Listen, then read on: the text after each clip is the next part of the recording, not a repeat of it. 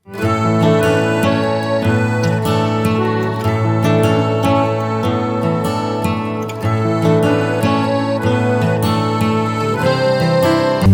minta saudara pimpin terus menemani saya dengan instrumen pujian penyembahan. Shalom Bapak Saudara yang dikasih Tuhan, apa kabar? Luar biasa, puji Tuhan ya. Pertama kali saya ucapkan terima kasih atas waktu dan kesempatan yang diberikan pada kami dari tim The Wonderful Counselor Ministry atau yang disingkat dengan TWC. Tadi sudah diperkenalkan ya. Terima kasih pada Bapak Ibu Gembala Senior tempat ini yang terhormat Bapak Pendeta Yeremia dan Ibu Pendeta Deborah, juga Pak Pendeta Pipin ya, dan istri kesayangannya Gege ya.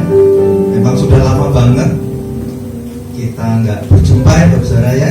Sepertinya tidak hanya terpisah karena pandemi, lebih dari pandemi sepertinya ya. Jadi kita ketemu saling kaget ya, kaget ada loh kok tambah melebar gitu ya. Kan ada lagunya jangan menghemat, panjangkan talinya. Jadi ini memanjang melebar ya. Saya sendiri karena pandemi, sebenarnya pandemi itu kasihan loh saya, selalu menjadi korban yang disalah-salahkan. Tapi gara-gara pandemi memang karena kita nggak punya hiburan di rumah, terus mau nggak mau jadi makan terus ya. Jadi tak terasa berat badan pun bertambah, saya bertambah 7-8 kilo Bapak Saudara.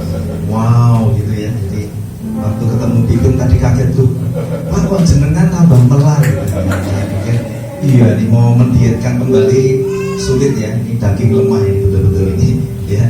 Oke, puji Tuhan, saya melihat tadi Bapak Saudara ada yang masih ingat saya, ada juga yang mungkin jemaat baru. Saya perkenalkan, nama saya Cahya Nugraha. Senang tadi beberapa ibu, oma masih ingat, saya juga masih ingat. Ada juga yang anak-anak muda sudah menikah ya, dan Novi, dan Yesi ya, beberapa juga yang lain saya lupa namanya ya, tapi beberapa saya ingat. Puji Tuhan. Tadi saya sempat sharing dengan Gege ya, jadi sebelum firman Tuhan saya mau sharingkan seperti ini. Saya biasanya kalau nggak diberi tema, saya berdoa sama Roh Kudus, minta isi hati Tuhan apa pesan spesifik buat gereja di tempat ini. Nah kebetulan karena Gege nggak ngasih tema ya, saya berdoa. Dan ketika berdoa, saya ketemu tema, judulnya agak mengerikan ya, serem-serem sedap gitu. Judulnya adalah kemurtatan harus segera terjadi di babak akhir, di penghujung akhir zaman. Ya saya ulangi ya, judulnya kemurtatan harus segera terjadi. Jadi ada kata harus, bukan semoga atau mudah-mudahan, enggak. Kemurtatan harus segera terjadi di babak akhir, di penghujung akhir zaman. Saya berani menggaransi Bapak Saudara, boleh cek di Google, tidak akan pernah ketemu khotbah dengan judul seperti ini. Ini pesan khusus. Dan karena saya tahu waktu yang diberikan kan 1 jam, sedangkan ini sebetulnya kalau diadakan seminar akhir zaman lebih tepat karena jamnya bisa lebih panjang. Jadi Bapak Ibu Saudara nanti bisa cek di YouTube-nya TWC ya.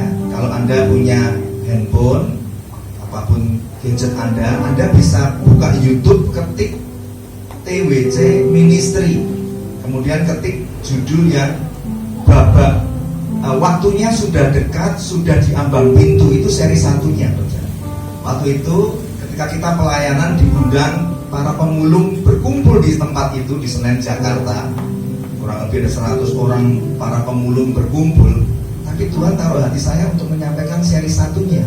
Nah ini seri keduanya Bapak Saudara ya. Seri 1 yaitu waktunya sudah dekat, sudah diambang pintu. Nanti Bapak Saudara dengerin sendiri ya, karena saya tahu kalau itu saya ulang gak akan cukup waktunya. Jadi seri kedua adalah kemurtatan harus segera terjadi di babak akhir, di penghujung akhir zaman. Nah Bapak Saudara mulai senggol kanan kirinya, katakan udah siap belum? Nah puji Tuhan ya. Siap gak siap, harus siap ya, karena Tuhan akan segera datang. Nah berapa banyak Bapak Saudara di tempat ini yang rindu untuk mengalami perjumpaan pribadi dengan Tuhan Yesus dan dipulihkan? Berapa banyak? Coba angkat tangan. Wah puji Tuhan ya. Pertanyaan kedua adalah berapa banyak Bapak Ibu Saudara tempat ini yang masih terus menjaga api doanya di hadapan Tuhan, masih rajin berdoa setiap hari. Tapi doa makan gak dihitung ya, doa makan, doa tidur jangan dihitung. Doa syafaat atau doa saat teduh, yang masih melakukan jam-jam saat teduh atau jam-jam doanya setiap hari, puji Tuhan berapa banyak? Puji Tuhan ya. Oke, nanti setelah ibadah selesai jangan buru-buru pulang, karena tim kami akan membagikan penyekat Alkitab. Tujuannya apa? Supaya yang punya Alkitab itu dicintai. Kalau ingat ini, jangan mencintai saya karena sudah ada yang punya, ya GR dikit ya. Tapi mencintai Alkitabnya. Ingat ini, ingat Alkitabku ya. Kalau dicari-cari ketemu di laci atau di gudang, di toko dimasuki kardus, dilapin lagi ya, dicintai lagi dan dibaca. Bersyukur kalau matanya belum plus atau minus. Ya, karena saya juga sudah plus, saudara. Saya sudah tersisa pakai kacamata ini. Kalau begini saya burem, kalau begini saya baca enak ya. Jadi saya beli kacamata yang menurut saya enak ya. Anak saya komplain, tapi kayak orang tua ya, mau gimana lagi, memang sudah tua ya.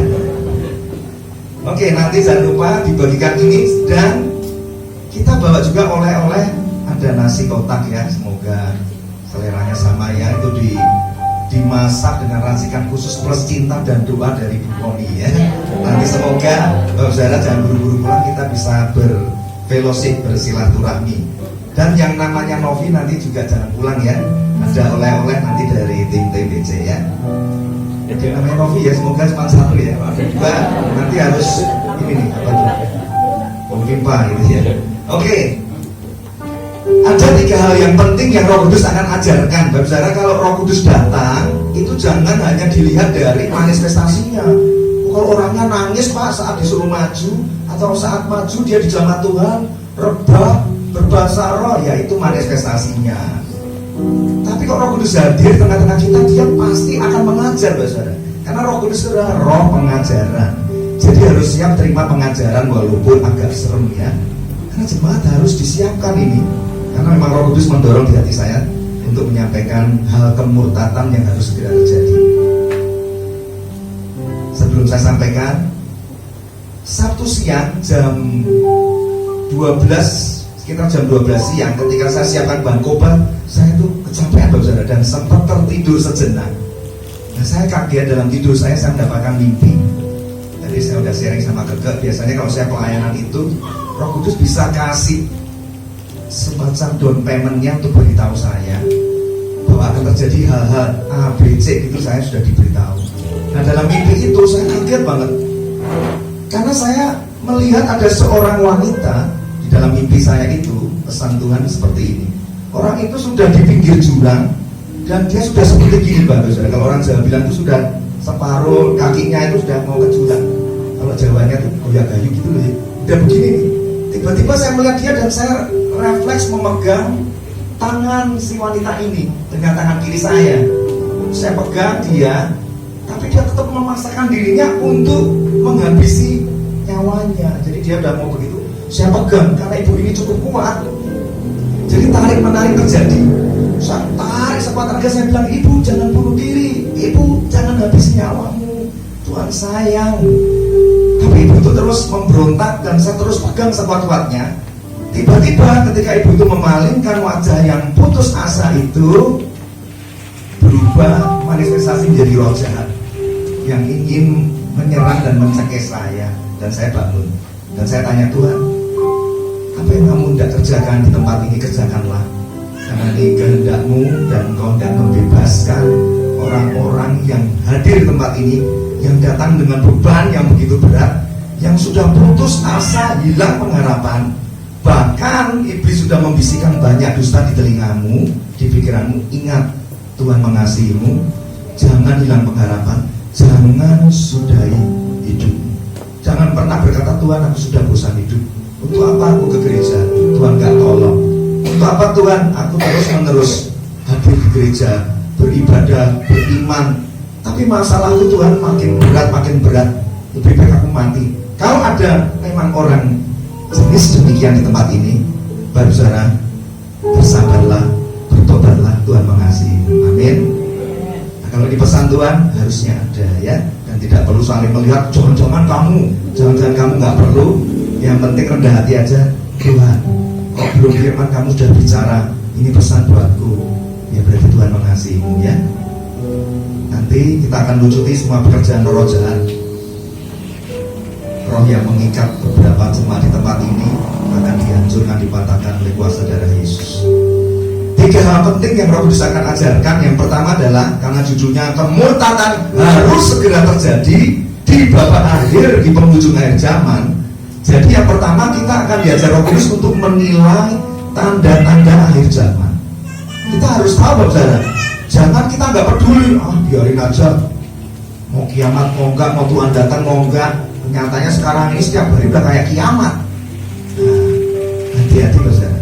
Kalau hari kesudahannya datang kita nggak siap, kita akan mengalami kiamat yang lebih mengerikan, yaitu kematian kekal di api neraka. Banyak orang itu dibohongi setan begini, lebih baik kamu itu daripada menderita terus habisi hidupmu, tinggalkan dunia ini, kamu akan lebih happy. Itu kebodohan bisikan iblis. Setelah dia mati di luar Tuhan, bukan mati karena kehendak Tuhan, dia ternyata dibawa kepada kekekalan, bukan surga tapi neraka. Di sana lebih mengerikan, disiksa siang dan malam.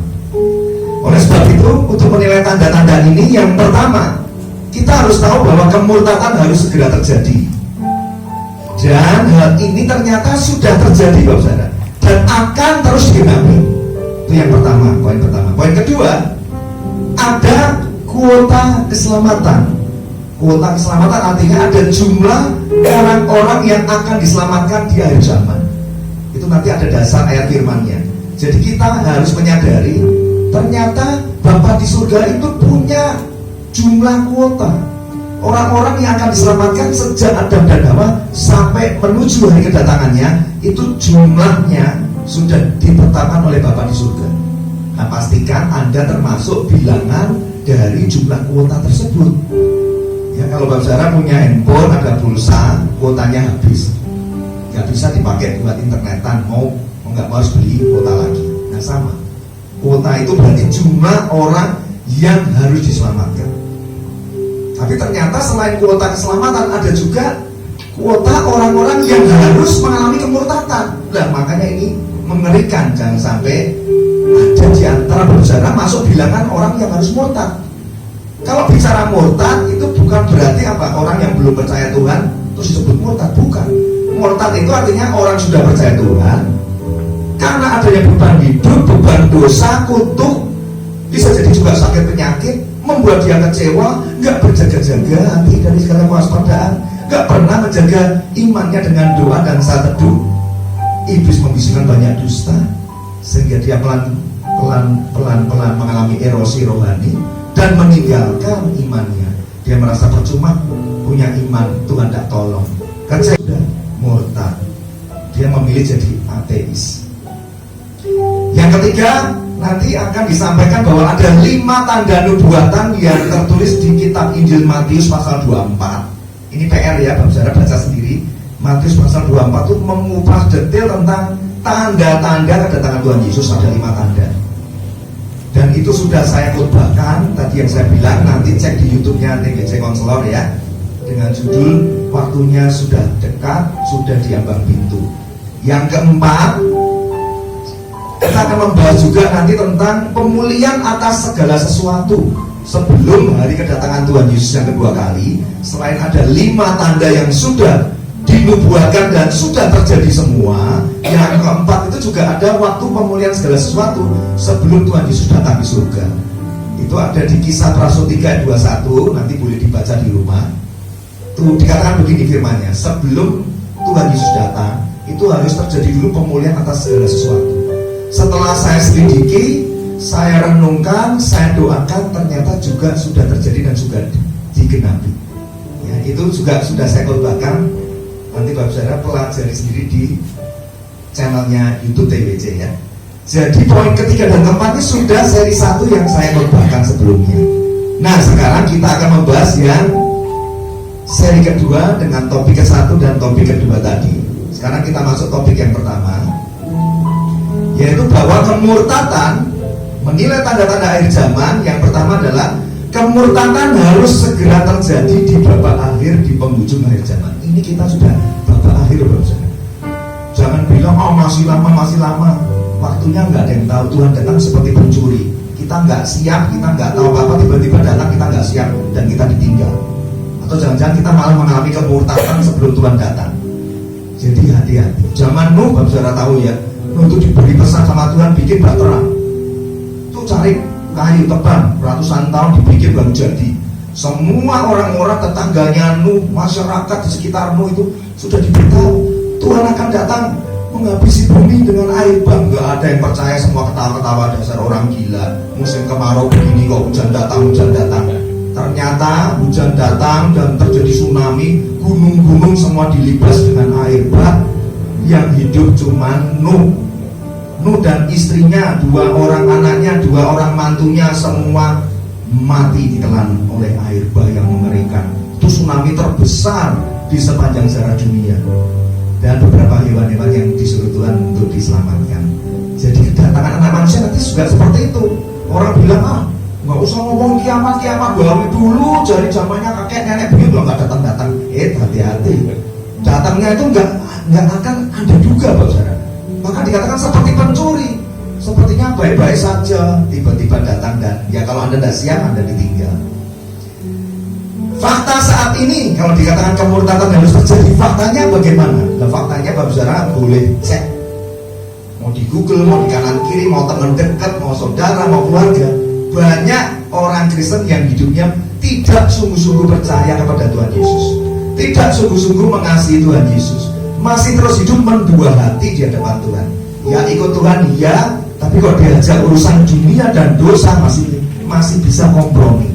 Itu fakta. Dan masih banyak juga orang Kristen yang hidupnya terus sembrono. Apa sembrononya? Ya terus sengaja tinggal dalam dosa dan menikmati dosa terus menerus. Padahal dia sudah mengecap kebaikan, sudah mendapatkan karunia Roh Kudus, sudah mengalami baptisan, sudah doa pertobatan. Sampai Bapak Ibu Gembala yang doain sudah bosan. Kamu kok tobat kumat gitu ya, kurang lebih ya. Banyak orang-orang Kristen seperti ini, gak sungguh-sungguh mau hidup kudus di hadapan Tuhan. Itu fakta. Dan fakta yang ketiga apa? Banyak juga orang Kristen yang tidak sungguh-sungguh mau bertekun dalam iman. Orang Kristen kalau masuk dalam penderitaan yang hebat, ini imannya kebanyakan gugur, rontok, kecewa, tinggalkan Tuhan. Dan lebih memilih cara-cara dunia. Tetangga sebelah bilang, kamu jadi orang Kristen kok sakit terus dan gak sembuh-sembuh. Ayo ikut aku. Kemana? Di sana tuh ada Su Acai. Di sana tuh ada orang pinter, namanya juga orang pinter, berarti kan gak pinter. Dia sendiri aja gak tahu kapan dia mati. Tapi hal itu dipercaya oleh orang-orang Kristen yang hidupnya mendua hati ini. Karena dia berpikir Tuhan tidak sanggup menyembuhkan, Tuhan tidak bisa menjawab doa-doanya. Jadi dia kompromi dengan hal-hal berhala, ilah-ilah lain. Orang yang didewakan dianggap bisa memberikan jawaban. Apakah iblis bisa memberikan jawaban atas semua dosa dan pergumulan? Bisa. Tapi iblis tidak tinggal diam, dia minta tumbalnya, yaitu nyawamu, kesehatanmu, kalau enggak anak cucumu. Iblis bisa memberikan kekayaan dalam sekejap, tapi penderitaan yang kau akan alami dan upah dari semua perbuatanmu adalah kekejian di mata Tuhan. Untuk apa kamu mendapatkan semua dunia ini tapi kamu kehilangan nyawamu? Jadi Bapak saudara, hati-hati. 3 fakta ini sudah banyak terjadi. Anda mungkin langsung oh iya ya, aku dengar dia begini-begini. Ya sudahlah, gak usah menilai orang. Cek hatimu sendiri, masuk dalam golongan 3 orang itu enggak ya. Kalau Anda gak tekun dalam iman, gak tekun dalam doa, gak tekun dalam saat teduh, sudah mulai mundur dari Tuhan. Dulu api rohnya kalau dibilang mencintai dan melayani Tuhan itu lagi digaspol. Sekarang ya udah suam-suam pukulan. Karena banyaknya beban, mungkin merasa ya habis gimana, oh udah menikah udah beda, sekarang ngurus anak, sekarang pekerjaan banyak. Ya Tuhan di nomor 2 kan, di nomor 3 kan. Hati-hati. Bahkan akhir-akhir ini gereja Tuhan dan dunia kekristenan banyak sekali dihebohkan dengan berita media online. Tiba-tiba ada hamba Tuhan, pelayan Tuhan yang cukup terkenal. Terkenalnya bukan di Tanjung Kait aja, bukan di Indonesia, di dunia. Tiba-tiba mendeklarasi imannya dinyatakan sudah gugur. Dia bilang apa? Aku telah kehilangan imanku dalam Kristus. Karena dia kecewa dengan seseorang yang sesama hamba Tuhan, dia kecewa. Dia nggak jaga hati, dia tinggalkan Tuhan dan mengundurkan diri dari Tuhan. Dan seremnya, dia memutuskan jadi ateis, ikut paham-paham dunia, ikut aliran New Age, ikut aliran tentang sains yang dianggap lebih tinggi dari agama. Kenapa dalam perjalanan iman mereka mengiring Tuhan kok malah mengalami kemunduran iman dan menuju kepada kemurtatan? Bahkan ada satu hamba Tuhan yang sangat menyedihkan, memilih untuk menyudahi hidupnya karena mengalami tekanan penderitaan hidup yang begitu berat. Dia mengalami level stres dan depresi, dan dia menganggap Yesus gak sanggup menyembuhkan depresinya. Jadi stres, akhirnya bunuh diri. Nah, pasti Bapak Saudara minta contoh. Nah, nanti Anda bisa cek kebenaran ini. Saya sudah Google, itu ada dicatat di Christian News 16 Agustus tahun 2019, ada mantan pemimpin ibadah Hillsong. Ini sebuah gereja besar di Amerika, cabang gerejanya banyak banget. Hillsong itu sangat terkenal, Anda tinggal googling aja. Lagu-lagunya itu bagus-bagus, memberkati bukan hanya gereja di Eropa, di Amerika, di Inggris, di seluruh dunia. Namanya siapa? Marty Simpson. Itu namanya ya, pemimpin ibadah Hillsong. Marty Simpson, dia berkata seperti ini. Setelah dia memutuskan meninggalkan iman percaya, dia ngomong seperti ini dan dia tulis di Instagramnya. Saya menginginkan kebenaran sejati, bukan jenis kebenaran di mana saya hanya mempercayainya. Ilmu pengetahuan terus menembus kebenaran dari setiap agama. Dia ngomongin seperti itu. Jadi dia merasa bahwa kebenaran di dalam Tuhan Yesus itu dia sudah meragukannya. Dia lebih mempercayai ilmu pengetahuan harus bisa di atas kebenaran yang sejati. Dan dia nambahin tulisan begini, banyak hal yang membantu orang mengubah hidup mereka, bukan hanya satu versi Tuhan. Wah, celaka banget ya. Kita percaya bahwa ada satu Tuhan yang berdaulat, Tuhan yang benar, Allah yang sejati, Allah yang datang mencari manusia, yang menjadi jembatan untuk kita dapat dipulihkan, ditebus, yaitu dalam Yesus Kristus. Seorang Marty Simpson, pemimpin ibadah WL terkenal, menulis lagu-lagu yang hebat, kok bisa ya mengalami kemunduran iman dan mengedepankan ilmu sains di atas iman yang dia sudah miliki? Ada apa dengan hal ini? Nah, salah satu lagu yang dia ubah yang memberkati jutaan orang, salah satunya adalah What a wonderful name it is, what a wonderful name it is, the name of Jesus Christ my King. Pernah dengar? Itu digubah dan dinyanyikan oleh dia dan memberkati jutaan orang. Anda bisa lihat, kalau orang yang dikagumi imannya kepada Kristus menulis di Instagram dengan jutaan follower bahwa dia bilang, aku nggak lagi beriman kepada Kristus. Anda bayangkan dampak kerusakannya ini. Berapa banyak pengikutnya dia yang akan mulai berpikir ulang, meriset imannya kembali. Oh, kalau Marty Simpson aja sudah meriset imannya, bukan hanya Yesus satu-satunya Tuhan, bahkan Yesus sudah tidak lagi dianggap Tuhan. Itu followernya akan juga pelan-pelan tapi pasti gugur imannya. Lihat cara setan memukul kekristenan adalah lewat hamba-hamba Tuhan yang nggak berjaga-jaga, dipukul supaya mundur, menjadi kecewa dan meninggalkan iman, mengalami kemurtatan, menyeret jutaan orang. Ini baru contoh satu, Marty Simpson. Yang kedua, ada mantan pendeta senior, penulis buku I Kiss Dating Goodbye. Itu Anda bisa Google juga ya. Dia nulis buku dengan judul I Kiss Dating Goodbye. Namanya Joshua Harris. Oh, namanya jodoh keren ya, Joshua ya. Joshua Harris. Dia berkata seperti ini, dideklar lagi di sosial media. Dengan bangga dia katakan, saya bukan lagi seorang Kristen. Wah, mantan pendeta, apa ditulis mantan pendeta ya, pendeta senior lagi, penulis lagu, penulis buku rohani lagi. Dia berani-beraninya menulis, saya bukan lagi seorang Kristen. Saya bacakan ya, Joshua Harris ini pengarang dari buku terlaris Aikis DT Goodbye, mantan pendeta senior dari gereja Covenant Life Church, mengumumkan bahwa dia bukan lagi seorang Kristen. Setelah hidup dalam pertobatan selama beberapa tahun terakhir, bertobat dari kebenaran, pendekatan hidupnya yang berdasarkan rasa takut. Ya memang orang Kristen harus takut sama Tuhan, nggak cuma sekedar cinta Tuhan, harus punya takut dan gentar.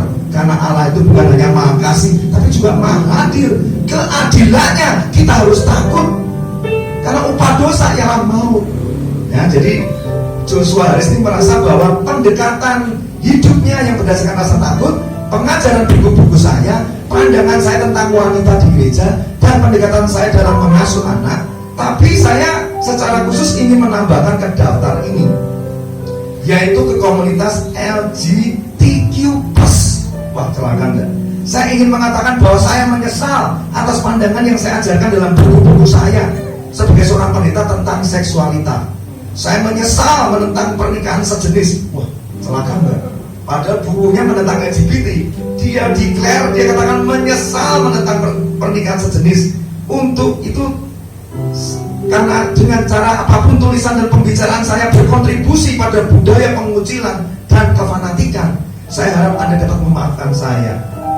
Singkat cerita, Joshua Harris ini sudah juga bercerai dengan istrinya. Dan pada 4 Agustus 2019, Joshua Harris membagikan beberapa postingan di Instagramnya yang menunjukkan bahwa partisipasinya dalam pesta LGBTQ di Kanada. Wow. Seorang pendeta nulis buku anti LGBT, Aikis DT Goodbye. Isi bukunya itu menentang semua penyimpangan seks itu. Akhirnya menjadi pendukung kaum LGBT dan malah meminta maaf kepada mereka dan menyatakan meninggalkan imannya. Pendeta bisa kelas dunia, lagi-lagi followernya banyak, nggak jemaat yang buahnya. Kira-kira kalau jemaat yang mengagumi khotbahnya dia meriset ulang nggak imannya? Kok dia menemukan, seolah menemukan kebebasan dan kebenaran yang kayaknya dianggap sejati pada kemurtatan. Ini sangat mengerikan, Bapak Saudara. Dan sudah terjadi di tahun 2019. Hanya kita karena ada di Tanjung Kait jarang dengar informasi ini. Kalau Anda cek kanan kiri depan belakang, saudara Anda, tetangga Anda, temannya, perusahaan, bos Anda atau siapapun, Anda pasti pernah dengarlah namanya orang murtad tinggalkan Tuhan. Itu pasti pernah Anda dengar. Karena pekerjaan, karena beban ekonomi, karena unsur mungkin mau masuk partai politik, bisa tinggalkan Tuhan. Karena pacar, bisa juga tinggalkan Tuhan. Hati-hati. Tetangga saya sedih juga ya. Saya tahu dia sungguh-sungguh, tapi karena ada keinginan dan ambisi masuk salah satu partai, dia tinggalkan Tuhan dan dia sudah nyata-nyata berpindah. Karena saya dikirimin videonya, dia pergi ke satu organisasi yang sangat besar ya, organisasi yang tentu saja bukan organisasi Kristen, dan dia di situ pindah keyakinan.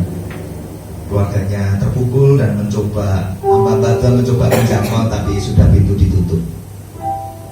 Ada juga kemarin belum lama minggu lalu saya ketemu satu orang yang juga cukup dekat dengan saya, anaknya ikut saya pelayanan karena dia Inggrisnya lancar. Kalau kita menjangkau orang-orang pengungsian dari Syria, Afghanistan yang lari ke Indonesia, itu saya pelayanan ke mereka. Saya nggak bisa bahasa Inggris, dia bantu saya translate. Saya kaget juga anak ini mengalami goncangan dan saat ini statusnya ateis. Jadi Bapak Saudara harus hati-hati ya. Hati-hati sekali. Jangan hanya karena beban masalah hidup kau tinggalkan iman. Apa yang sedang terjadi? Mengapa mereka bisa kehilangan iman percaya? Dan kondisi ini sangat berbahaya di dalam kekristenan. Detik Anda tinggalkan Yesus, Anda akan tahu upahnya mengikuti adalah kebinasan. Nah, mari kita masuk ke ayat firman Tuhan di 2 Tesalonika 2 ayat ketiga. 2 Tesalonika 2 ayat 3, judulnya kedurhakaan sebelum kedatangan Tuhan. Ya, saya cuplik satu ayat, tapi ini sangat bermakna dan sangat dalam pesan Tuhan ini. Janganlah kamu memberi dirimu disesatkan orang dengan cara yang bagaimanapun juga. Bicara penyesatan itu udah hati-hati. Sosial media itu kayaknya masuk kebenaran, tapi sebenarnya kebenaran yang dipelintir. Kita nggak hati-hati, imannya sudah nggak Yesus 100%, tapi Yesus 50 dan 50% itu aliran penyesatan, doktrin-doktrin yang kayaknya benar padahal itu penyusupan doktrin yang salah untuk mendegradasi ketuhanan Yesus Kristus. Maka untuk membuktikan ini saya mau cek pertanyaan seperti ini pada Bapak Ibu Jemaat di tempat ini. Bapak Ibu Jemaat di tempat ini, saudara-saudari semua, saya mau bertanya, yang setuju bahwa agama Kristen dan agama-agama lain yang Anda ketahui itu memiliki tokoh untuk membawa menuju dalam kerajaan surga. Kalau agama Kristen itu tokohnya Yesus itu jalan menuju surga. Agama-agama lain juga punya tokohnya masing-masing, dan ketika mereka melakukan semua kebajikan, kebenaran, kebaikan seturut ajaran tokoh-tokoh ini, itu juga jalan lain kok menuju ke surga. Siapa yang percaya akan pendapat ini bahwa agama Kristen dan agama-agama lain itu sebetulnya membawa ke kerajaan surga, hanya jalannya aja yang beda. Kristen lewat Yesus, agama A lewat si B, agama C lewat si E orangnya. Siapa yang percaya dengan pendapat ini angkat tangan. Nah, puji Tuhan, kalau nggak ada yang angkat tangan ini, siapa yang tidak percaya angkat tangan? Nah, lebih banyak, tapi ada yang nggak angkat tangan. Ya berarti yang nggak angkat tangan ini masih bimbang. Nah, itu salah satu bentuk bahwa apa? Iman Anda dalam Yesus teguhkan, Bapak Saudara. Karena sedikit aja Anda menyimpang dari iman percayamu, seolah-olah Anda bimbang, Yesus apakah Tuhan dan Yesus selamat, pribadimu ada ragu. Itu berbahaya. Karena detik keselamatan Anda itu ketika Roma 10 ayat 11-10. Dengan hati percaya, dengan mulut mengaku Yesus Tuhan Juru Selamat. Jadi pendapat yang pertama itu jawabannya harusnya dengan tegas katakan, saya tidak sependapat Pak. Juru Selamat bagi seluruh umat manusia, seluruh agama, hanya Yesus Kristus Tuhan. Nah, tadi yang beberapa lakukan dia. Lanjut ya, janganlah kamu memberi dirimu disesatkan orang dengan cara bagaimanapun juga. Ini penyesatan tuh ngeri banget ya. Banyak sekali modelnya, lewat ilmu pengetahuan, sains, lewat apalagi ketenaran, bisa lewat hobi, bisa lewat percintaan, bisa lewat pekerjaan, lewat bisnis. Hati-hati. Sebab sebelum hari itu, nah ini nih, haruslah datang dulu tuh, jadi yang bilang harus bukan saya tapi firman Tuhan. Maka tema khotbahnya kemurtadan harus segera terjadi. Karena apa? Sebelum hari itu, hari apa? Hari kedatangan Tuhan, haruslah datang dahulu murtad, dan haruslah dinyatakan dahulu manusia durhaka yang harus binasa. Kalau udah murtad, mengundurkan diri dan murtad, ya pasti jadi manusia durhaka, ujung-ujungnya ya binasa. Gak cuma bicara antikristus yang akan dibinasakan ketika nanti Tuhan Yesus datang dan memerangi antikris, tetapi akan datang orang-orang yang juga murtad. Nah, firman Tuhan sudah menubuatkan ya, bahwa setiap orang percaya agar jangan membiarkan dirinya mudah disesatkan. Pegang teguh imanmu. Hanya karena kamu sakit belum sembuh, jangan goyah imanmu. Lebih baik mati di dalam kemuliaan Tuhan, imanmu tak terguncangkan, daripada kau jual imanmu sepertinya sembuh sebentar, tapi iblis tak pernah memberikan kesembuhan secara cuma-cuma. Dia akan menuntut pembalasan, kemerosotan, penyakitmu akan mendalam. Kalau enggak, kutuk keturunan iblis itu akan menurun sampai ke anak-anakmu. Jadi lebih baik terus beriman kepada Tuhan. Katakan, Tuhan, kalau engkau Yehova Rafa, engkau sanggup menyembuhkan. Kalau Tuhan mau panggil aku pulang, panggillah dalam kemuliaan Tuhan. Tuhan sediakan rumah bagiku. Seperti itu iman. Bapak Ibu, kok dipilih jadi Tuhan, jadi martirnya Tuhan lebih mengerikan. Tapi nggak usah takut, nggak usah geer. Tuhan tuh memilih orang jadi martir itu nggak sembarangan. Darah kita tuh nggak cukup kudus jadi martir buat Tuhan. Tapi kalau Anda pelajari rasul-rasul Kristus, matinya mengerikan sekali. Ada yang disalib terbalik, disalib begini aja udah setengah mati, disalib terbalik seperti Rasul Petrus. Rasanya kayak apa bos? Ada yang digoreng, ada yang ditarik pakai kuda. Itu gimana tuh? Tangan kaki ditarik kuda 4 begitu. Jadi kalau ada hanya baru menderita karena sakit penyakit mungkin saat ini, karena beban ekonomi saat ini, Anda harus terus pegang teguh imanmu dan terus bersyukur atas kebaikan Tuhan. Terus nantikan Tuhan pasti menolong. Kalau nggak ditolong pun Tuhan punya rencana yang indah bagimu. Karena Allah turut bekerja dalam segala perkara untuk mendatangkan kebaikan. Kebaikan tuh nggak cuma Yang kita harapkan Tuhan, kalau aku masih hidup minta kebaikannya sekarang dong. Kita tuh sebetulnya ya, kalau bahasa Chinese apa tuh, harusnya sudah ban kamsia ya. Mesti tanya Rian itu, udah mesti banyak terima kasih, nggak masuk neraka tuh udah kamsia banget, udah terima kasih banget. Kenapa kita harus menuntut lebih? Kalau disembuhkan terima kasih Tuhan. Kalau ternyata disembuhkannya nanti di surga, alias kita meninggal dan akhirnya bertemu Bapa di surga, itu lebih dari indah. Ya, saudara. Jadi sudah menjadi satu keharusan orang murtad harus terjadi. Nah ini iblis tahu kebenaran ini, Bapak. Iblis itu jangan dibilang nggak ngerti apa-apa. Oh, dia itu pinter, dia tuh licik, maka dia bisa menyandung Adam dan Hawa ribuan tahun sampai sekarang. Dia terus bekerja dahsyat secara gencar dan cepat menyesatkan banyak orang-orang percaya. Kalau orang-orang nggak percaya gimana? Nggak disentuh. Kenapa? Ya karena temannya. Bentar lagi juga kalau dihakimi, dilemparkan api neraka bareng-bareng dengan iblis. Yang diserang adalah orang-orang percaya yang masuk kategori 3 tadi, yang suam-suam buku, yang nggak sungguh-sungguh sama Tuhan, nggak sungguh-sungguh cinta Tuhan, ikut Tuhan separuh hati, masih kompromi dalam dosa.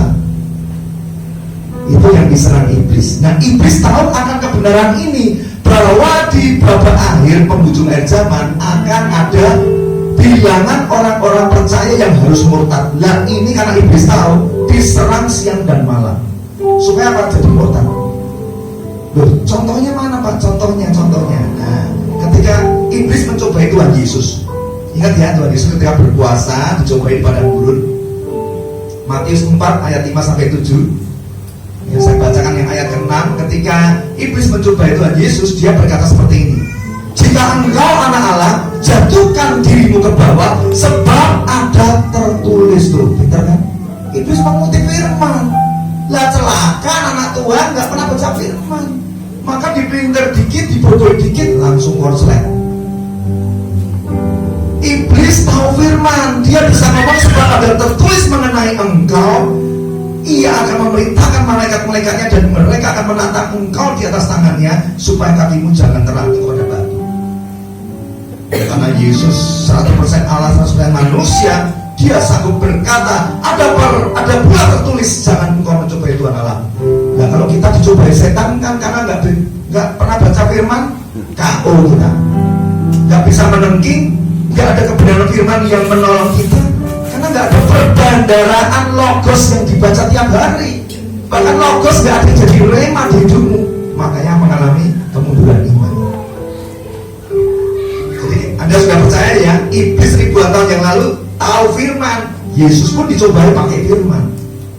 Contoh yang lain, iblis tahu bahwa 1 dari 12 rasul Yesus, salah satunya akan berkhianat dan menjual Yesus. Iblis tahu.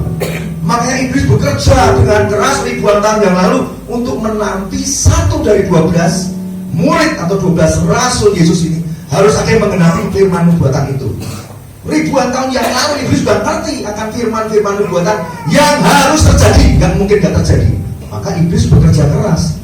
Contohnya, ya, di Mazmur 41 ayat 9 itu sudah ada firman nubuatan tentang akan adanya pengkhianatan Mesias. Mazmur 41 ayat 9 dikatakan demikian: bahkan sahabat karibku yang kupercayai, yang makan rotiku, telah mengangkat tumitnya terhadap aku. Ternyata itu digenapi loh. Siapa yang mengangkat tumit terhadap Yesus? Di Matius 26 ayat 14 dikatakan begini: kemudian pergilah seorang dari ke-12 murid itu yang bernama Yudas Iskariot. Nah, Yudas mulai menggenapi ya. Saya percepat di ayat 48. Orang yang menyerahkan dia telah memberitahukan tanda ini kepada mereka. Orang yang akan mencium itulah dia, tangkaplah dia. Ayat 49. Dan segera ia maju mendapatkan Yesus dan berkata, salam Rabi, lalu mencium dia. Itu digenapi. Di perjanjian lama sudah dinubuatkan ada satu yang mengangkat tumit alias mengkhianati Yesus.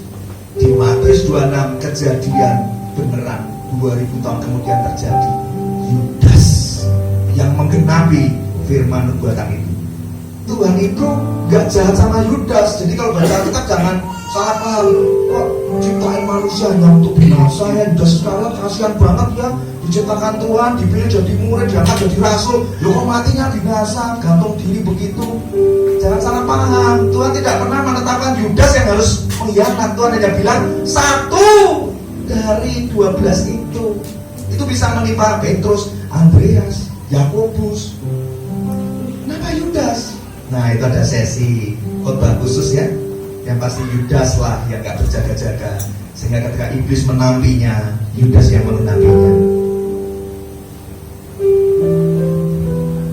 Kemudian Zakaria 11 ayat 12 sampai 13 ya, itu tentang ada orang yang akan menimbang 30 uang perak. Dan ketika dia mengambil uang 30 perak itu dan menyerahkan kepada penuang logam di rumah Tuhan, itu sudah dinubuatkan di Zakaria 11 ayat 12-13. Ada orang ambil 30 perak dan akhirnya dikembalikan lagi ke rumah Tuhan. Digenapi loh di Matius 27 ayat 3-5. Dikatakan demikian, pada waktu Yudas yang menyerahkan dia melihat bahwa Yesus telah dijatuhi hukuman mati, menyesalah ia. Lalu ia mengembalikan uang yang 30 perak itu kepada imam-imam kepala dan tua-tua dan berkata, aku telah berdosa karena menyerahkan darah orang tak bersalah. Tapi jawab mereka, apa urusan kami dengan itu? Itu urusanmu sendiri. Maka ia pun melemparkan uang perak ke bait suci, lalu pergi dari situ dan menggantung diri. Itu digenapi. Lihat, ribuan tahun yang lalu bicara 30 keping perak, ada orang yang terima dan dibuang ke rumah Tuhan. Ternyata Yudas jual Yesus 30 keping perak. Lihat, Yesus ternyata mati, disalibkan, dia menyesal, dia merasa berdosa, tapi nggak bisa bertobat lagi, sudah terlambat. Iblis berhasil menapi Yudas karena kekerasan hati Yudas yang tidak pernah mau bertobat. Akhirnya bisa menyesal, ada rasa bersalah, ada rasa berdosa, tapi tidak bisa bertobat. Hati-hati, ada masa anugerah Tuhan atas kehidupan orang-orang percaya. Itu masa anugerahnya beda-beda. Itu seperti jam kehidupan saudara. TikTok terus berputar. Dan jangan anggap enteng masa anugerah ini saudara. Ternyata buat Yudas Iskariot, di detik dia jual Yesus, dia sempat menyesal. Saya yakin dia nggak hanya menyesal, pasti dia menangis terseduh-seduh. Aku nggak nyangka kalau Tuhan digebuk, dipukul, ditindas, dicambuk dengan mengerikan. Aku berdosa. Tapi dia dalam penyesalannya tidak bisa hatinya diterangi oleh sang kebenaran itu, karena hatinya sudah dikuasai iblis. Lihat Bapak Saudara, iblis tahu ada nubuatan-nubuatan tentang pengkhianatan Mesias, dan iblis terus menampi dari murid-murid Yesus. Ternyata Yudas yang menggenapinya. Ya, kalau baca kisah Yudas ini sering nangis, Tuhan, kok hapus banget hidupnya Yudas ini. Nah, Tuhan ingatkan demikian juga hidup orang-orang Kristen yang gak berjaga-jaga. Iblis menampi kehidupan mereka karena ada firman nubuatan di 2 Tesalonika 2 ayat 3 bahwa sebelum hari kedatangan Tuhan harus dahulu datang orang yang murtad. Iblis tahu ini harus digenapi. Firman Tuhan gak pernah gagal, firman Tuhan gak pernah salah. Dan Anda sudah tahu ada hamba-hamba Tuhan, orang-orang yang sudah menyatakan murtadnya. Jangan Anda masuk di antara bilangan orang-orang yang harus murtad itu. Amin Bapak Saudara. Nah, apakah hanya Yudas saja yang ditampi iblis? Oh, jangan salah paham Bapak Saudara. Iblis itu nggak cuma menampi Yudas. Di Matius pasal 20, di Lukas pasal 22 ayat 31 sampai 34, itu ternyata Simon Petrus juga pernah diingatkan oleh Tuhan Yesus dan bicara tentang pekerjaan iblis. Lukas 22 ayat 31 ya. Firman Tuhan berkata demikian, Simon, Simon, maksudnya Simon Petrus ya, lihat, iblis telah menuntut untuk menampi kamu seperti gandum, tetapi aku telah berdoa untuk engkau supaya imanmu jangan gugur. Lihat, dan engkau, jika engkau sudah insaf, kuatkanlah saudara-saudaramu. Jawab Petrus, Tuhan, aku bersedia masuk penjara dan mati bersama-sama dengan engkau. Tetapi Yesus berkata, aku berkata kepadamu, Petrus, hari ini ayam tidak akan berkokok sebelum engkau 3 kali menyangkal bahwa engkau mengenal aku. Wow. Lihat, Petrus pun juga sudah ditampi iblis. Bedanya Yudas sama Petrus sama. Yudas Iskariot diingatkan Tuhan, ditegur ditegur Tuhan. Jangan dibilang dicuekin loh ya. Tuhan itu sayang kepada semua murid, termasuk sayang sama kita. Maka firman-Nya ini menemplah hatimu untuk bertobat karena mengasihimu. Yudas sudah diingatkan Tuhan berkali-kali. Ketika Yudas melihat ada wanita narwastu mengurapi Yesus dengan minyak yang harga 300 dinar, dipecahkan untuk mengurapi kaki Yesus dan menyeka dengan rambutnya. Anda ingat peristiwa itu? Yudas kan marah, buat apa pemborosan ini? Padahal Yudas itu marah bukan soal pemborosan, dia pengen duitnya itu loh. Mana tahu Yudas itu hatinya cinta uang. Maka Tuhan bilang kamu tuh tidak bisa mengabdi kepada dua Tuhan. Satu bilang cinta Tuhan, tapi kamu juga cinta uang dan dunia ini dan segala apa yang ada isinya. Menarik hatimu untuk nggak bisa cinta Tuhan sungguh-sungguh. Itu hatinya Yudas kayak begitu. Diingatkan Yudas, diingatkan Tuhan, Yudas nggak mau bertobat. Hingga pada peringatan terakhir yang sangat-sangat keras, Yudas juga keraskan hati. Di Yohanes pasal 13, Anda nanti bisa baca sendiri. Ketika Tuhan Yesus mengadakan perjamuan makan terakhir sebelum dia menjelang ditangkap dan disiksa, dia undang 12 murid dan Tuhan berkata seperti ini, satu di antara kalian akan menyerahkan aku. Dan yang sedihnya, murid-muridnya itu satu persatu dikatakan begini. Dia berkata, bukan aku kan Tuhan. Petrus ngomong, Yakobus juga ngomong, bukan aku kan Tuhan. Andreas juga ngomong, bukan aku kan Tuhan. Tapi Yudas mulutnya nggak bisa mengaku Yesus Tuhan lagi. Dia berkata, bukan aku kan Rabi. Terjadi erosi rohani. Yesus sudah nggak yes Tuhan. Yesus just ya seperti guru-guru tokoh-tokoh agama lain lah, nggak usah fanatik-fanatikan. Maka dia lupa, imannya sudah degradasi. Dia bilang apa? Bukan aku ya Rabi. Nanti ada sedikit sendiri ya karena waktunya mepet. Dia bilang bukan aku ya Rabi. Terus Tuhan bilang apa? Kau telah mengatakannya. Dan di Yohanes pasal 13 dikatakan begini, ketika Tuhan bilang satu dari 12 murid, satu di antara kamu akan menyerahkan aku, tiba-tiba murid yang duduk di sebelah Tuhan Yesus, orang yang dikasihi, artinya Yohanes, murid yang dikasihi Tuhan kan Yohanes. Di depannya Yesus itu ada murid yang namanya Petrus. Ya, kalau Anda baca firman akan mengerti simulasi yang saya sampaikan ini. Udah Anda percaya dengan saya saja ya. Jadi ini Tuhan Yesus, ada Yohanes di depan, Tuhan ada Petrus. Petrus nanya loh sama si Yohanes ini, dia ngomong gini, yuk tanya sama Tuhan dong, siapa satu orang yang dimasukkan itu? Tuhan jawab gak? Tuhan jawab, dia bilang nanti kalau aku ambil roti ini, ku celupkan di pinggang ini, pinggang itu tempat untuk isi air anggur dulu. Ku celupkan di pinggang ini dan ku berikan kepadanya, dialah yang menyerahkan aku. Jelas banget gak itu cluenya? Jelas banget, ternyata sama Tuhan diambil dikasih ke Yudas. Harusnya gimana kalau sikap orang yang hatinya nih lembut, ditegur Tuhan, harusnya bertobat kan? Harusnya kan kalau yang benar ya, dia akan langsung bersujud, Tuhan ampuni aku, Engkau Allah Maha Tahu. Memang aku Tuhan yang sudah berencana mau jual Engkau dengan 30 keping perak. Terima kasih Tuhan kau lembutkan hatiku, kan harusnya begitu. Ternyata Yudas malah terima roti itu dan dimakan. Detik itu dikatakan Yudas kerasukan iblis. Anda bisa cek Yohanes pasal 13 ditulis dengan detail, Yudas kerasukan iblis. Tuh ada ya. Nah kalau udah kerasukan iblis, ya sudah, berarti hidupnya dikuasai iblis. Padahal apa? Murid loh, padahal dia rasul loh. Mungkin ada yang nggak percaya, ngosok sih Pak Yudas rasul. Di kisah perasul 1 atau kisah perasul 2, ketika murid-muridnya membuat undi untuk memilih pengganti Yudas, dikatakan begini, Yudas itu salah satu dari bilangan kami, bilangan para rasul. Sudah levelnya rasul, bisa murtad men. Apalagi kita melayani Tuhan masih nggak mau, malas-malas. Cinta Tuhan biasa-biasa. Hati-hati.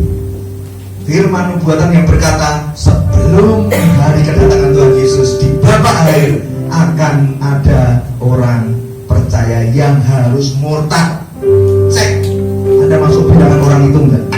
Saya berdoa jangan ada satupun yang masuk bilangan itu. Jadi ternyata yang ditampi iblis gak cuma Yudas ya, Petrus pun juga ditampi iblis. Tetapi bedanya Petrus ketika ditegur oleh Tuhan Yesus, dia juga jatuh kan, diingatkan, kamu mah katanya bersedia mati bersama aku, kenyataannya mau ditangkap aja takut. Di Matius pasal 26 ayat 69 sampai 75 itu perikop Petrus menyangkal Yesus 3 kali menyangkal. Yang ayat 70 dia menyangkal Yesus di depan orang. Ayat 72 menyangkal plus bersumpah, aku nggak kenal orang ini, sumpah. Loh, bayangin, untuk meyakinkan orang-orang kamu Kristen udah sumpah, aku nggak kenal Yesus, sumpah, karena takut dibunuh. Kemudian ayat 74 makin parah lagi. Maka mulailah Petrus mengutuk dan bersumpah. Tadi bersumpah doang, ini plus mengutuk. Aku tidak kenal orang itu. Maka ayam berkokok, dia sedih ingat perkataan Yesus, karena sudah diingatkan Yesus kan, hati-hati loh Petrus, iblis menampimu. Dia menangis dengan sedihnya, menyesal. Bedanya apa kayak Yudas? Yudas juga nangis, merasa berdosa. Tapi kenapa Yudas gak bisa bertobat?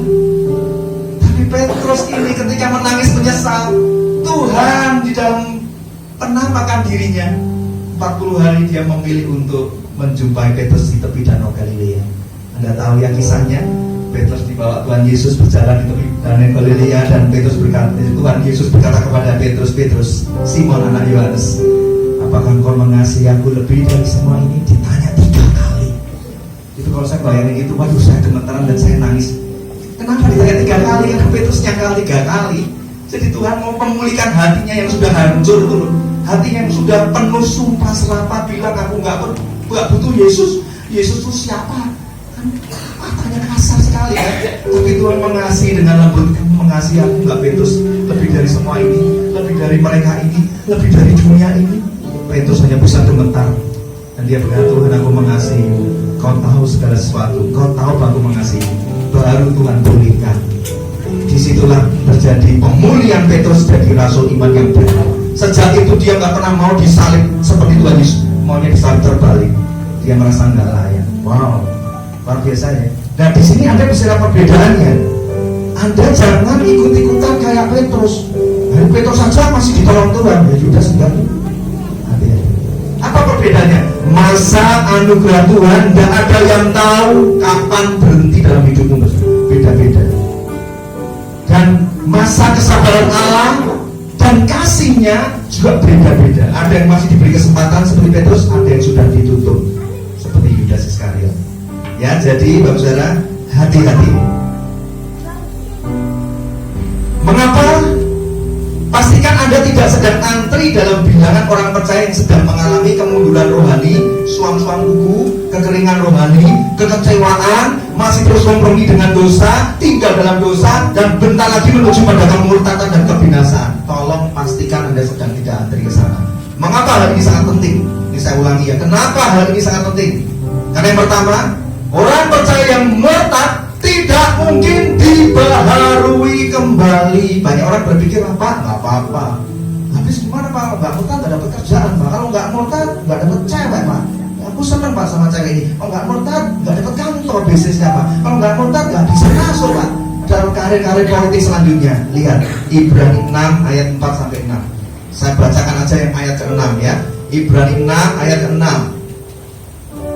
Ya, lebih baik saya bacakan mulai ayat 4. Sebab mereka yang pernah diterangi hatinya, coba cek hatimu sudah pernah diterangikan dengan firman, yang pernah mengecap karunia surga, yang pernah mendapat bagian dalam Roh Kudus, yang mengecap firman yang baik dari Allah dan karunia-karunia dunia yang akan datang. Nah, ayat 6 ini penting sekali. Namun yang murtad lagi tidak mungkin dibaharui lagi sedemikian hingga mereka bertobat. Sebab mereka menyalibkan lagi anak Allah bagi diri mereka dan menghinanya di muka umum. Itu tidak mungkin dibaharui lagi sedemikian hingga mereka bertobat. Waktu saya renungkan, itu masih bisa bertobat. Saya diingatkan, kan masa anugerah tidak ada yang tahu. Semuanya juga pengen bertobat. Yudas itu kalau merasa berdosa, menyesal, ya pengen bertobat, tapi kok nggak bisa. Hatinya keras banget. Tuh Tuhan ini kenapa? Hati-hati Bapak Saudara, itu kondisi yang paling mengerikan. Ketika Anda dengar firman yang keras, rasanya lihat teman-temannya bisa maju ke depan, didoakan, nangis. Loh, kok aku nggak bisa ya? Tuh Tuhan ini kenapa itu mengerikan sekali. Saya membayangkan kondisi Yudas itu sangat-sangat mengerikan. Dia tahu berbuat dosa, tapi dia nggak bisa bertobat. Hatinya sudah dipenuhi dengan kegelapan. Maka dikatakan ia kerasukan iblis. Kalau orang kompromi dengan berhala dan dalam hidupnya ada sebagian jiwa dan rohnya dibelenggu iblis, Kalau Anda merasa belum 100% dirasuki iblis, Anda harus bertobat. Tuhan sanggup membebaskan, Tuhan sanggup melepaskan. Jangan dirasuki 100% hidupmu, makin sulit untuk Tuhan menolongmu. Kalau memang waktunya sudah dekat, sudah singkat, dan kalau Anda memang yang termasuk bilangan orang yang harus binasa, saya pun tidak akan sanggup menolongmu. Tuhan pun tidak sanggup menolongmu. Kalau Tuhan sudah jadi lawanmu, siapa yang sanggup menolongmu? Tuhan di pihakmu, siapa lawanmu? Kalau Tuhan jadi musuhmu, siapa yang berani menolongmu? Gak ada. Ya, jadi ingat, ini sangat penting karena orang percaya muatan tidak mungkin dibawi lagi. Jangan gemblingkan imanmu. Yang kedua, karena ada firman nubuatan tentang adanya batasan jumlah orang percaya yang diselamatkan di akhir zaman, termasuk menjadi penutup khotbah saya. Kenapa kok kita harus pastikan jangan masuk bilangan orang-orang yang murtad? Karena kalau murtad tidak bisa balik lagi. Yang kedua, kalau ternyata ada batasan jumlah orang percaya yang diselamatkan, ada kuota keselamatan. Ternyata saya juga baru tahu, Bang Jara, ada kuota keselamatan. Dan ini Anda harus tahu. Maka mari kita segera baca di Roma pasal 11 ayat 25 sampai 32. 25, Bapak Ibu Saudara janji baca sendiri ya, 25 sampai 32 ya, karena ini penting. Tapi saya garis bawahi yang ayat 25.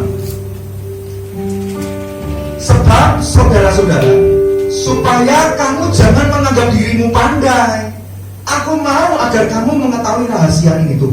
Ini rahasia nggak pernah dibuka. Iblis paling nggak seneng kalau ada pendeta khotbah ini. Saya beritahu loh, saudara.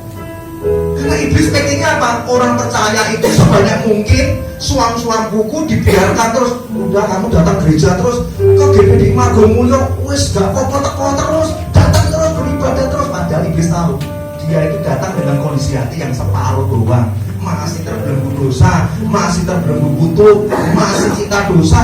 Dibiarkan terus sama iblis, karena ujung-ujungnya akan dimurtadkan dan dibinasakan. Jangan menganggap dirimu pandai, aku mau kamu mengetahui rahasia ini. Nah, ini sebagian dari Israel telah menjadi tegar, sampai jumlah yang penuh dari bangsa-bangsa lain telah masuk. Nah, ini perlu saya jelaskan ya. Sebagian dari Israel menjadi tegar, sampai jumlah yang penuh dari bangsa-bangsa lain telah masuk. Kalau Anda pengen jelas, baca langsung sampai ayat 32. Tapi saya jelaskan singkatnya begini. Apa maksudnya sebagian dari Israel telah menjadi tegar? Jadi ketegaran Israel ini dimulai, kalau Anda ikuti perjanjian lama ya, itu kisahnya menarik sekali ya. Israel itu hati yang tegar tengkuk, dibebaskan dari perbudakan Mesir. Anda tahu ya. Tapi tetap saja kan hatinya tegar tengkuk dan memang bebal hati. Sehingga angkatan pertama yang dibebaskan oleh tangan Tuhan melalui Musa, itu ada 2 juta orang tetap mati di padang gurun. Harusnya dari perbudakan Mesir masuk tanah Kanaan 40 hari, berputar-putar di padang gurun 40 tahun, dan 2 juta orang mati di padang gurun. Yang bisa masuk cuma 2, Yosua dan Kaleb. Saking mereka itu keras hati, bebal obat loh, minta ampun. Padahal ditolong Tuhan, dibebaskan dari perbudakan Mesir. Itu sejarahnya ketegaran hati Israel seperti itu. Kemudian bangsa Israel di angkatan generasinya Yosua dan Kaleb ternyata bertobat sungguh-sungguh. Enggak, itu memang dasar kutu keturunan bebal itu terus mengikuti dari zaman demi zaman, kakek nenek sampai ke generasi selanjutnya. Dan mereka itu sampai harus menerima hukuman Allah, dikuasai oleh Babilonia, maka mengalami pembuangan di Babel. Ingat ya, Israel dibuang ke Babel. Dan di masa pembuangan Babel itu, bangsa Israel paling banyak mengalami penderitaan, kesulitan, kesedihan. Kenapa? Karena mereka kehilangan keluarga, karena kehilangan tanah air mereka, kehilangan bait Allah dirobohkan oleh bangsa Babel, kehilangan pengharapan kalau mereka itu umat pilihan Allah. Jadi di Babel itu mereka mengerang dengan banyak penderitaan, kesedihan. Nah, di dalam kesedihan itu Tuhan tetap mendengar dan menolong. Maka Tuhan mengirim Nabi Yesaya untuk memberikan firman nubuatan terjadinya janji penghiburan, janji pemulihan, janji kelepasan, janji keselamatan atas mereka yang dibuang di Babel. Nah, singkatnya kan mereka diselamatkan tuh, yang tercerai berai dikembalikan sama Tuhan. Ternyata mereka berbuat dosa lagi, sehingga lepas dari tangan Babel, mereka ditindas lagi oleh bangsa Persia. Jadi nggak selesai-selesai ya, nggak bertobat sungguh-sungguh dan ditolong dari Babel, Di situ dijajah lagi sama Persia, ditolong Tuhan lagi, nggak tobat sungguh-sungguh, dijajah lagi sama bangsa Yunani, begitu lagi terakhir dijajah sama bangsa Romawi. Itu sudah zamannya Yesus. Kedatangan Yesus itu kondisi Israel dijajah Romawi. Itu ribuan tahun yang lalu, bayangin dalam penjajahan terus itu Israel itu, karena ketegaran hatinya. Itu kurang lebih sejarahnya seperti itu. Jadi Israel itu sampai detik ini Bapak Saudara, kalau Anda pergi ke Israel, suka lihat tembok ratapan ya, yang 3 secuil itu, mereka suka berdoa sambil kepalanya begini. Kenapa? Mereka berseru berharap datangnya Mesias. Karena Yesus Kristus yang 2000 tahun yang lalu yang ditolak oleh mereka, bahkan ditangkap, dibunuh, disalibkan, karena mereka itu punya konsep Mesias, bukan Mesias yang lahir dari Nazaret, dari anak orang kaya, anak orang tukang kayu. Konsep mereka Mesias itu harus gagah, harus raja. Karena mereka mengalami penjajahan yang ribuan tahun, jadi dia berharap Mesias itu raja atas bangsa Yahudi yang akan memimpin mereka mengalami kemerdekaan. Nanti ya, makanya mereka itu gak pernah bisa percaya Yesus adalah Mesias, karena paham mereka adalah Mesias politik. Nah, tapi Tuhan tetap sayang ya, tahun 1948 Israel jadi negara merdeka. Tapi apakah iman percaya pada Yesus ada? Masih sangat sedikit dari orang Israel yang bisa percaya Yesus adalah Tuhan. Kebanyakan mereka hanya percayanya ya satu Allah, Allah Yahweh, itu aja. Maka dia masih berseru kapan Mesias datang. Nah, karena ketegaran ini, nanti kalau Anda baca ya di Roma 11, Injil jadinya diberitakan ke bangsa-bangsa non-Yahudi, dibawa oleh Rasul Paulus, dibawa ke Asia Kecil, dibawa ke Syria, dibawa ke Makedonia, dibawa ke Eropa, dilanjutkan oleh para misionaris sampailah ke Indonesia, dibawa sama TBC sampailah ke Tanjung Kait, begitu ya. Jadi Injil diberitakan karena Israel tegar hati menolak Injil keselamatan, menolak Mesias Yesus Kristus. Udah mengerti ya arti ayat yang sebagian dari Israel itu tegar hati sampai terpenuhi jumlah orang yang diselamatkan dari bangsa-bangsa lain ya. Nah, jadi saat ini sebagian besar dari bangsa Israel masih tegar hati kondisinya, dan tinggal menunggu jumlah kuota atas bangsa lain atau non-Israel, non-Yahudi, termasuk Indonesia, Cina, Afrika, pokoknya yang bukan Israel ya, pokoknya yang bukan orang Yahudi atau bukan bangsa Yahudi, itu yang ditunggu Tuhan. Kapan jumlah orang-orang percaya yang akan diselamatkan? Nah, yang tahu jumlahnya cuma Tuhan Yesus, kita nggak diberitahu. Tapi Anda tinggal hitung aja. Dari ribuan tahun yang lalu sampai sekarang, orang-orang mati kudus sudah berseru, Tuhan kapan kau datang, Tuhan kapan kau datang. Tinggal nunggu ini saudara. Nah, kalau Anda nggak tahu jumlah orang percaya non-Yahudi yang dipilih Tuhan diselamatkan ini kapan tergenapi, jangan coba-coba berani untuk hidup sembrono. Begitu Tuhan loncengnya berbunyi, sudah 10 miliar sekian misalnya ya waktunya, ya udah sangkakala ditiup, dan kita hanya tinggal melongo kaget, apa yang terjadi, terlambat. Ya Bapak Saudara, jangan main api, karena kebenaran sudah dibukakan. Nanti Anda bisa cek di YouTube untuk seri yang pertamanya, 5 tanda sudah digenapi. Ya saya bocorin cepat aja ya. Tanda gempa bumi, perang, tsunami, Mesias palsu, apalagi itu, semua sudah digenapi. Tanda yang terakhir itu Injil diberitakan sampai ke ujung bumi, Pak. Kan belum diberitakan, sudah. Saya sudah cek di Google itu, secara geografis Injil sudah diberitakan, apalagi lewat sosial media. Itu tepat sekali Injil sudah diberitakan. Karena kalau Injil diberitakan ke seluruh bumi, itu bicara yang manusianya, yang nggak fair dong. Setiap menit, setiap jam bayi baru lahir. Terus Tuhan nggak datang-datang dong kalau nunggu bayi harus dengar Injil. Suatu ketika ada bayi lahir, dan Tuhan tidak perlu menunggu bayi itu untuk dengar Injil, Tuhan tetap datang. Terus gimana Pak? Maksud bayi nggak diselamatkan? Dia kan nggak tahu apa-apa. Saya nggak bisa jawab. Biarlah itu kedaulatan Tuhan yang menentukannya. Tapi cepat atau lambat Tuhan akan datang, tanpa menunggu orang-orang bertobat, tanpa menunggu bayi-bayi lahir bertobat dan dengar Injil. Karena patokannya adalah jumlah kuota keselamatan atas bangsa-bangsa bukan Israel harus segera dipenuhi. Karena Tuhan hutang janji juga sama Abraham. Tuhan tidak pernah menyesali kasih karunia dan perjanjiannya dengan dengan bangsa Israel. Good newsnya begini Bapak Saudara, kalau kita percaya sama Tuhan Yesus, kita tuh merasa tenang. Kenapa? Bangsa yang kebangetan udah dipilih, disayang, umat kesayangan, tapi Anda lihat tegar tembuknya kayak gitu, tegar hati banget. Tobat umat ribuan tahun kayak begitu. Tuhan tetap pegang kasih setianya, perjanjiannya. Tidak pernah dia bilang aku melupakanmu, tidak pernah. Jadi kalau kita percaya Tuhan sungguh-sungguh dengan setia, percayalah anak cucumu itu Allah Israel, Allahnya Abraham, Ishak, Yakub menjadi Allahnya Pak Johan. Mau nggak mau tuh Allah anaknya Pak Johan ikut semua, karena Allahnya setia. Amin, saudara. Itu kudusnya. Jadi kan Bapak sudah tahu ya, kemurtadan harus segera terjadi. Di babak akhir, di penghujung akhir zaman, siap gak siap, kemurtadan akan segera terjadi. Dan Tuhan tinggal menunggu jumlah kuota keselamatan atas bangsa-bangsa Yahudi, bangsa-bangsa non-Yahudi tergenapi. Karena Tuhan harus segera menyelamatkan juga orang-orang pilihan di Israel. Amin, saudara. Saya mengundang kita bangkit berdiri.